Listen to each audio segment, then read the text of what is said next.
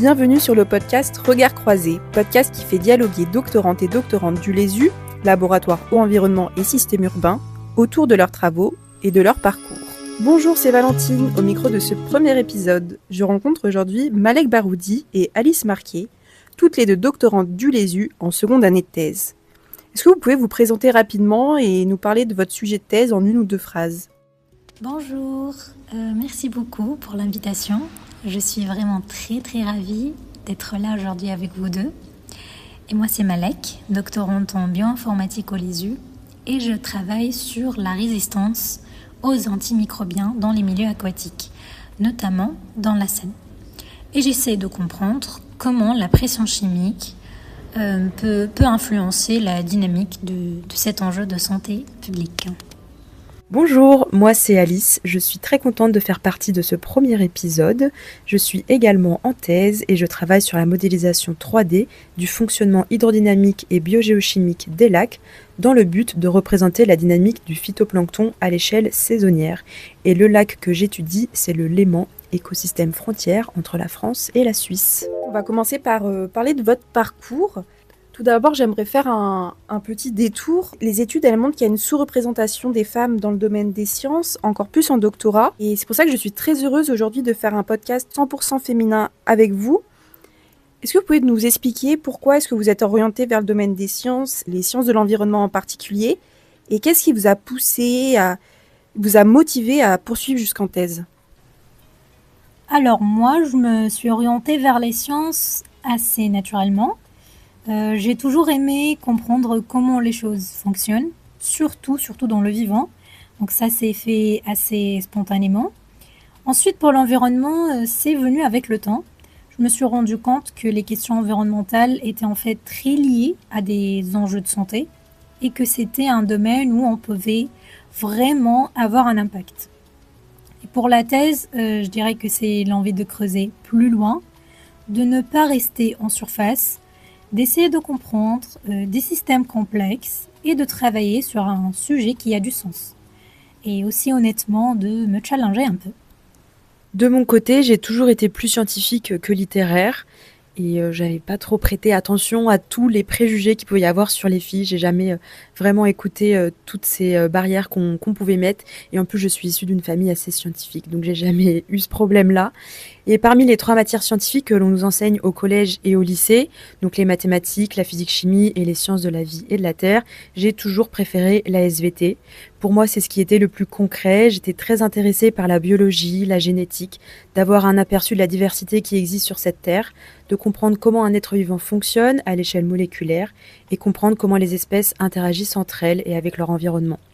Concernant la thèse, je rejoins Malek, c'est vraiment l'opportunité d'étudier un domaine en profondeur et je trouve que c'est un petit peu ce qui a manqué dans mes 3 années d'école d'ingénieur où on a balayé un nombre de sujets immense et où malheureusement on n'a pas toujours eu le temps d'approfondir les notions qu'on étudiait.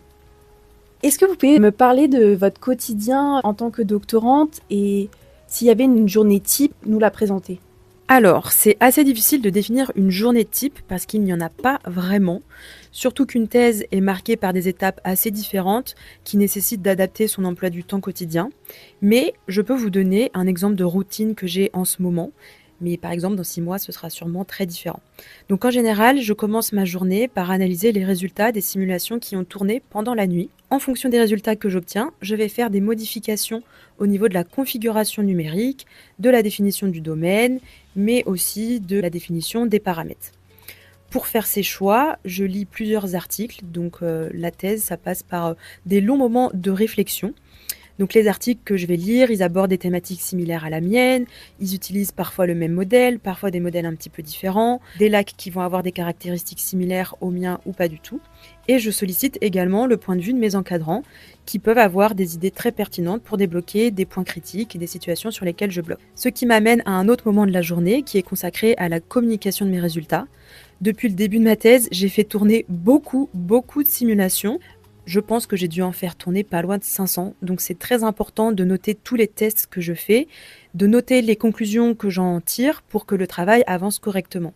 Et puis le soir, je lance mes simulations, je vérifie qu'elles sont bien en train de tourner pour que ça tourne toute la nuit et que je puisse recommencer le lendemain mon travail. Je rejoins complètement ce qu'a dit Alice. Il n'y a vraiment pas de journée type. Et moi, je dirais même que le mot qui décrit le mieux le quotidien en thèse, c'est jongler. Parce qu'on ne fait pas que de la recherche. Bien sûr, il y a toute la partie analyse de données, code, réflexion, mais on jongle aussi avec plein d'autres choses. Encadrer des stagiaires, communiquer, partager ses résultats, et surtout, beaucoup se poser des questions. Et dans mon cas, je jongle aussi entre deux mondes, avec la thèse d'un côté et un MBA au Collège des ingénieurs de l'autre. Oui, je vous comprends, ça peut paraître assez éloigné. Mais justement, je pense que c'est à la rencontre des deux qu'on arrive à créer quelque chose d'intéressant avec plus d'impact. C'est super intéressant, on voit que vraiment le quotidien d'un doctorant, c'est très varié, c'est très riche. Est-ce que vous aurez encore un dernier conseil à donner à des étudiants de master qui hésiteraient, qui auraient peur de se lancer dans une thèse? Je dirais déjà de ne pas avoir peur, de ne pas tout savoir. La thèse, c'est vraiment un moment d'apprentissage où on est justement là pour explorer, tester, parfois se tromper. Ensuite, choisir un sujet qui vous motive vraiment parce que c'est ce qui vous porte sur la durée.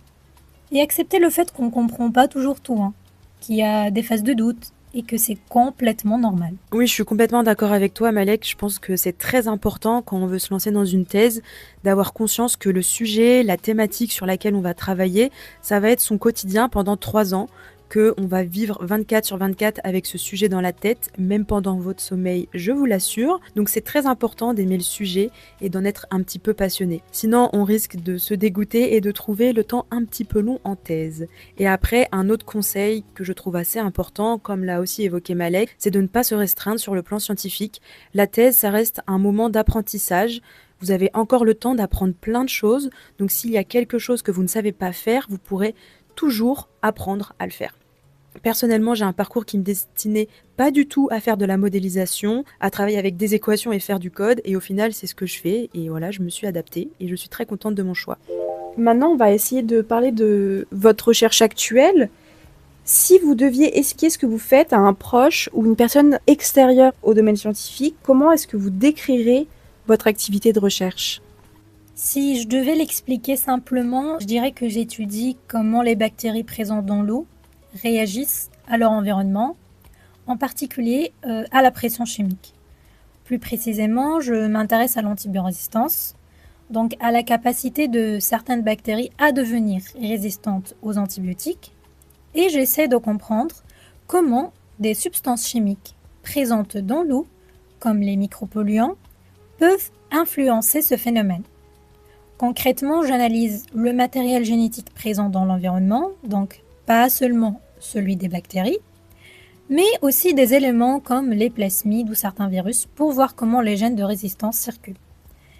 Et je mets ça en lien avec les composés chimiques présents dans l'eau pour mieux comprendre ces interactions. L'objectif, c'est vraiment de mieux comprendre comment l'environnement peut contribuer à cet enjeu de santé publique. Pour expliquer rapidement et assez facilement ce sur quoi je travaille, déjà je vais vous expliquer un petit peu en quoi consiste le modèle que je fais tourner sur le Léman. Donc ce modèle, c'est comme une maquette numérique du lac qui va modéliser les courants, les vagues, l'évolution des variables physico-chimiques, donc la température de l'eau, l'oxygène, la concentration en nutriments, et qui permet donc de modéliser comment les êtres vivants dans cet écosystème vont se développer ou mourir. Ici, dans mon cas, on va s'intéresser au phytoplancton. Donc, à quel moment il se développe, à quel moment il meurt, à quel moment de l'année on va observer ces phénomènes-là, en quelle quantité et quelles sont les espèces de phytoplancton qui se développent. Parce que parmi les espèces, il y en a qui sont plus ou moins dangereuses pour les autres êtres vivants. Et pour obtenir ce genre de modélisation, il y a plusieurs modèles qui existent. Chacun a des caractéristiques différentes qui lui sont propres et repose parfois sur des hypothèses et des principes qui sont différents. Ce qui a pour conséquence qu'en fonction des modèles qu'on utilise, comment on les implémente et sur quel lac, on a des résultats différents, parfois plus ou moins bons. Le but de ma thèse, ça va être donc de construire une méthodologie à suivre pour pouvoir modéliser en 3D l'hydrodynamique et la biogéochimie de n'importe quel lac. Je commence à mieux comprendre sur quoi vous travaillez et pour aller plus loin concernant votre méthodologie, de ce que j'ai compris, vous utilisez toutes les deux des outils numériques, toi Malek des outils bioinformatiques et toi Alice des outils de modélisation. En quoi l'usage du numérique vient faciliter vos recherches ? Moi, j'utilise des outils de modélisation. Donc, ce qui se passe aujourd'hui, c'est qu'il existe des capteurs qui enregistrent des données sur la qualité de l'eau à haute fréquence. Mais ce genre de système nécessite beaucoup de maintenance et parfois est coûteux parce que les sondes sont très coûteuses. Et quand on n'a pas la possibilité d'avoir des sondes qui sont directement installées sur les lacs et qui enregistrent en continu, on a des campagnes de terrain. Donc, ça mobilise beaucoup de temps pour le personnel qui travaille dans un laboratoire. Et donc, l'avantage d'un modèle numérique, à terme, c'est de pouvoir les développer sur n'importe quel lac et donc de pouvoir s'affranchir, au moins partiellement, de l'installation de sondes sur des lacs ou alors de suivi par des mesures ponctuelles lors de campagnes de terrain. Les modèles numériques, ils vont aussi permettre de représenter l'hétérogénéité horizontale, donc l'hétérogénéité spatiale qui existe dans un lac, qui malheureusement ne peut pas être captée par des mesures qui sont ponctuelles à la fois dans le temps, mais surtout dans l'espace. Et enfin, les modèles, ils vont avoir une dimension prédictive qu'on ne peut pas avoir lorsque l'on fait des mesures ponctuelles et même à haute fréquence sur le terrain. Donc c'est très intéressant de pouvoir, lorsqu'on est à un moment donné, savoir ce qui va se passer quelques jours plus tard pour notamment donc adapter tout ce qui est en jeu autour de la consommation de l'eau ou alors de la baignade.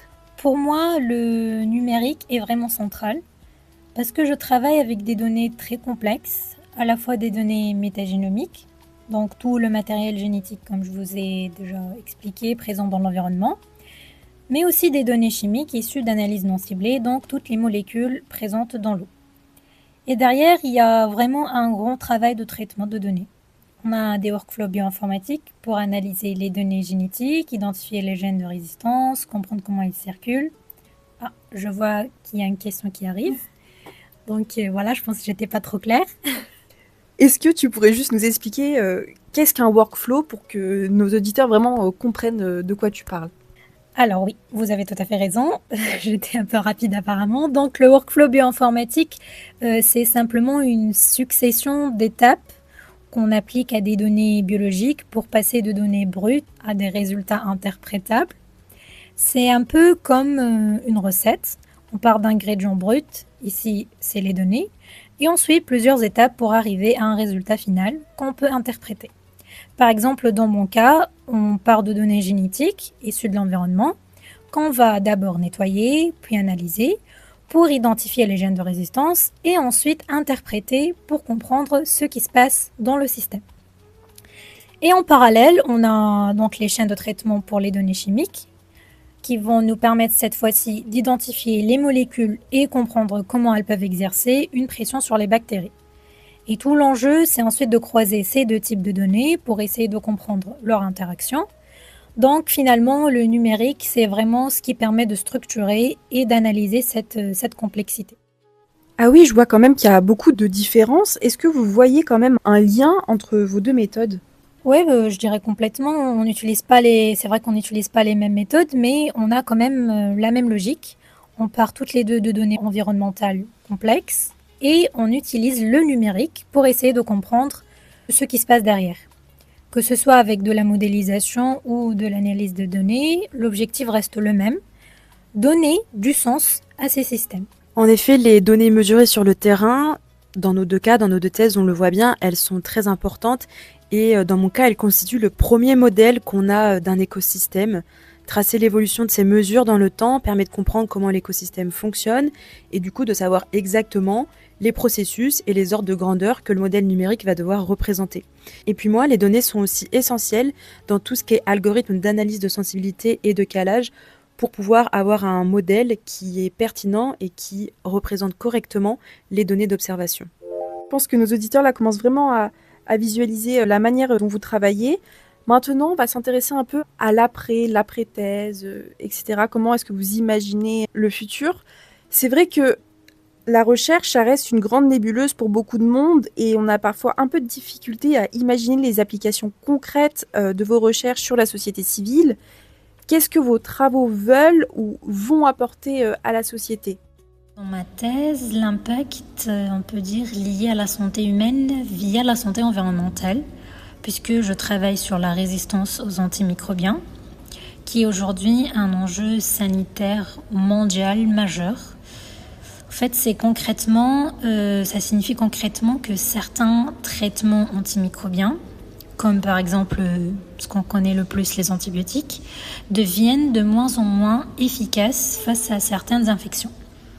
Ce qu'on montre de plus en plus, c'est que l'environnement joue aussi un rôle important dans ce phénomène. Par exemple, certains polluants peuvent accentuer les résistances et des milieux comme les stations d'épuration peuvent favoriser leur diversité et leur diffusion.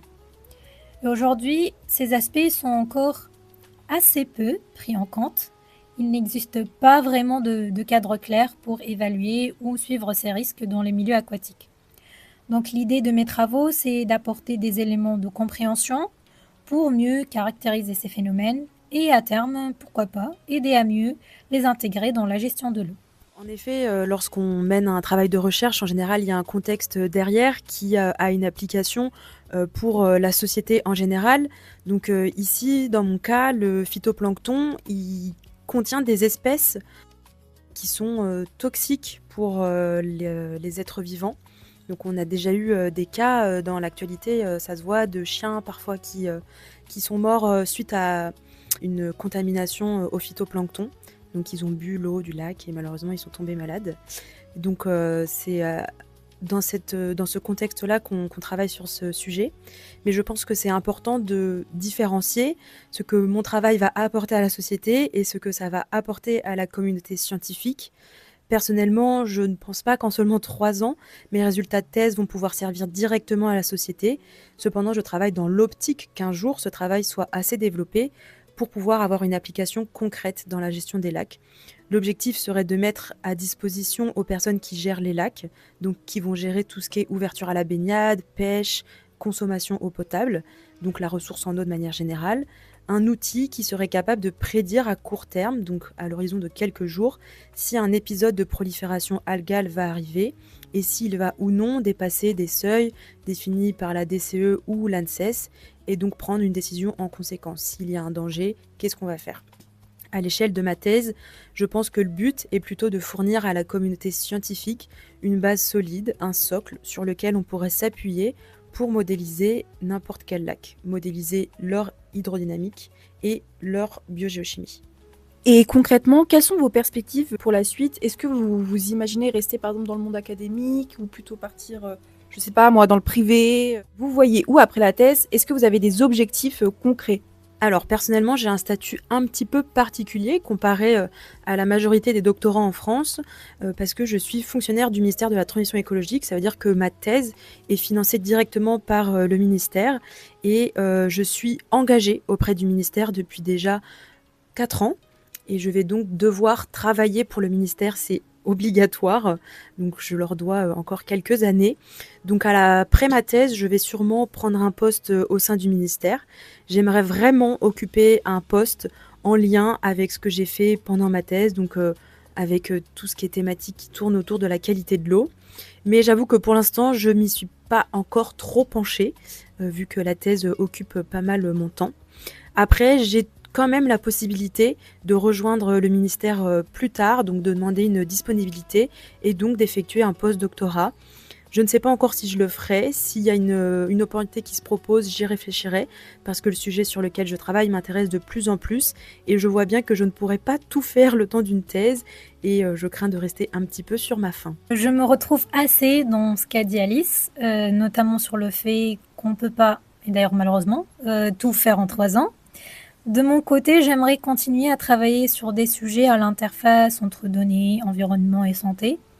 Je ne me ferme pas à un parcours académique, mais je suis aussi très intéressée par des environnements où je peux avoir un lien plus direct avec les enjeux opérationnels. Et avec mon double parcours, thèse et MBA, qui vous a un peu choqué peut-être au début, j'aimerais justement me positionner à l'interface entre la recherche et la prise de décision. L'idée, c'est vraiment de contribuer à faire le lien entre la production de connaissances scientifiques et leur mobilisation dans des contextes concrets. Donc, continuer sur ces sujets, tout en gardant cette double approche. C'est super intéressant. C'est vrai que quand on vous entend, on se rend compte que 3 ans de thèse, finalement, c'est quelque chose de très enrichissant pour vous et qui, je l'espère, dans le futur, vous donnera des billes super pour votre parcours professionnel. On arrive à la fin de ce podcast. Merci à toutes les deux vraiment pour ce bel échange. Quant à moi, je vous retrouve bientôt pour un nouvel épisode du podcast Regard croisé, à retrouver sur le site internet du Lésu et nos différentes plateformes.